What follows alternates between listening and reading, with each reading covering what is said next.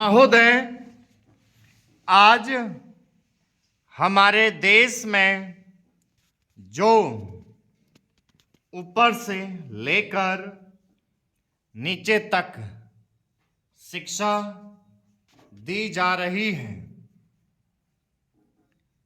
उसमें व्यवस्था ही एक कारण है, जिसकी वजह से शिक्षा का स्तर गिरता जा रहा है। मेरा अपना विचार है कि जो शिक्षा प्रणाली है और जिस रूप में शिक्षा दी जा रही है, वही अनुशासनहीनता का भी कारण है। अपने देश और प्रदेश में हर एक की अपनी अपनी भाषा है और वह बालक जो इस देश में पैदा हुआ है, जो अपनी मातृभाषा की गोद में पला है, उसको यदि अपनी मातृभाषा में ही शिक्षा दी जाए तो मेरा विचार है कि शिक्षा का स्तर ठीक हो सकता है। जो सबसे बड़ी भूल और कमी सरकार के द्वारा दी जाने वाली शिक्षा के संबंध में हो रही है, वह यह है कि बालक की मातृभाषा में शिक्षा ना देकर उसको उस भाषा में शिक्षा देने की व्यवस्था की गई है, जो हमारे देश या प्रदेश में कभी रही ही नहीं। मेरा अभिप्राय विदेशी भाषा अंग्रेजी से है।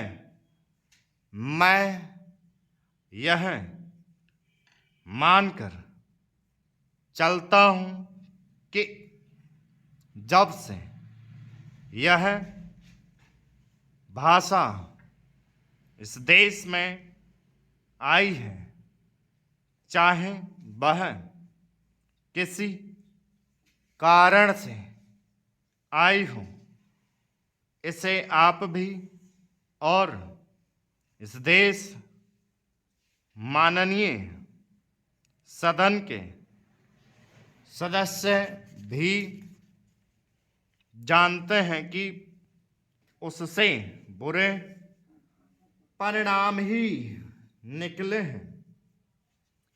कोई भलाई नहीं हुई है। इस देश को जो हानि हुई है वह किसी से छिपी नहीं है। हम देख रहे हैं कि हमारे यहाँ जितना फैशन बढ़ रहा है और जितनी वेशभूषा बिगड़ रही है, वह सब अंग्रेजी भाषा के ही कारण है। जिस समय यहाँ पर अंग्रेजों का राज्य था, प्रायः यह देखने को मिलता था कि वे लोग जो विशेष करके किसी न किसी तरह से सरकारी पक्ष के ही होते थे, अंग्रेजों से मिलने के लिए जाते समय अंग्रेजी वेशभूषा का ही प्रयोग करते थे। परंतु यह इस प्रदेश और इस देश का दुर्भाग्य है कि अंग्रेजों का राज्य समाप्त हो जाने के बाद भी लोग उनकी वेशभूषा को पहनते चले जा रहे हैं।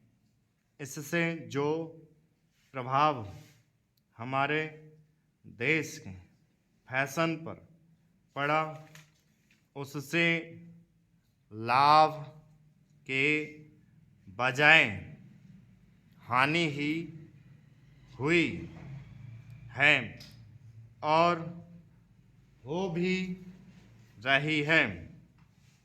मेरा ऐसा विचार है कि अंग्रेजी वेशभूषा से इस देश को बहुत हानि